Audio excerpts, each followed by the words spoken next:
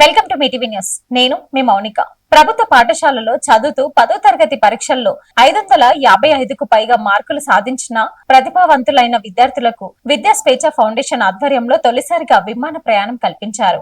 రాష్ట్ర వ్యాప్తంగా 555 మార్కులకు పైగా సాధించిన 14 మంది విద్యార్థినులు ఈ ప్రత్యేక కార్యక్రమానికి ఎంపిక చెయ్యగా వారిలో 4 కల్వకుర్తి జెడ్పీహెచ్ఎస్ బాలికల ఉన్నత పాఠశాలకు చెందిన విద్యార్థినులు ఉండడం విశేషం. చిన్న వయసులోనే విమానం ప్రయాణించే అవకాశం రావడం ఎంతో ఆనందంగా ఉందని విద్యార్థినులు తెలిపారు. తమ కృషికి గుర్తింపుగా ఈ అవకాశాన్ని కల్పించిన విద్యా స్వేచ్ఛ ఫౌండేషన్ కు కృతజ్ఞతలు తెలియజేశారు.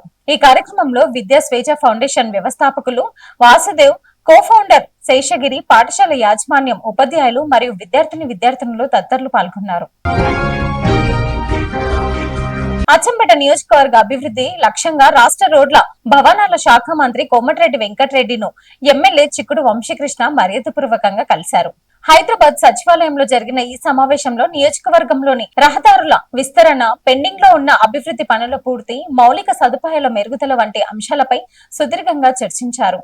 అచ్చంపేట అభివృద్ధికి ప్రభుత్వం తరపున పూర్తి సహకారం అందిస్తామని మంత్రి హామీ ఇచ్చినట్లు ఎమ్మెల్యే తెలిపారు. ఈ సందర్భంగా ఎమ్మెల్యే వంశీకృష్ణ మాట్లాడుతూ ప్రజలకు మెరుగైన రవాణా మౌలిక వసతులు అందించడమే లక్ష్యంగా నిరంతరం కృషి చేస్తున్నామని అన్నారు. అచ్చంపేటను అన్ని రంగాల్లో అభివృద్ధి పథంలో ముందుకు తీసుకెళ్లేందుకు ప్రభుత్వం సహకారంతో మరిన్ని కార్యక్రమాలు చేపడతామని ఆయన పేర్కొన్నారు.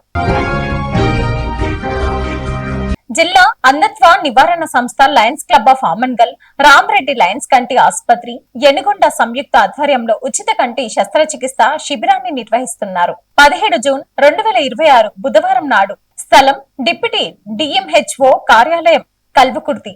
సమయం ఉదయం 10 గంటల నుండి మధ్యాహ్నం 1 గంటల వరకు ఈ కార్యక్రమాన్ని నిర్వహిస్తున్నారు. కంటి శుక్లాలు ఉన్న రోగులు ఈ శిబిరానికి హాజరై ఉచితంగా కంటి పరీక్షలు చేయించుకొని అవసరమైన వారికి ఉచిత కంటి ఆపరేషన్ సదుపాయం పొందవచ్చు. తప్పనిసరిగా తీసుకురావాల్సిన వస్తువులు Aadhaar card xerox, ration card లేదా voter card xerox, BP, sugar పరీక్షలు చేయించుకున్న నివేదికలు.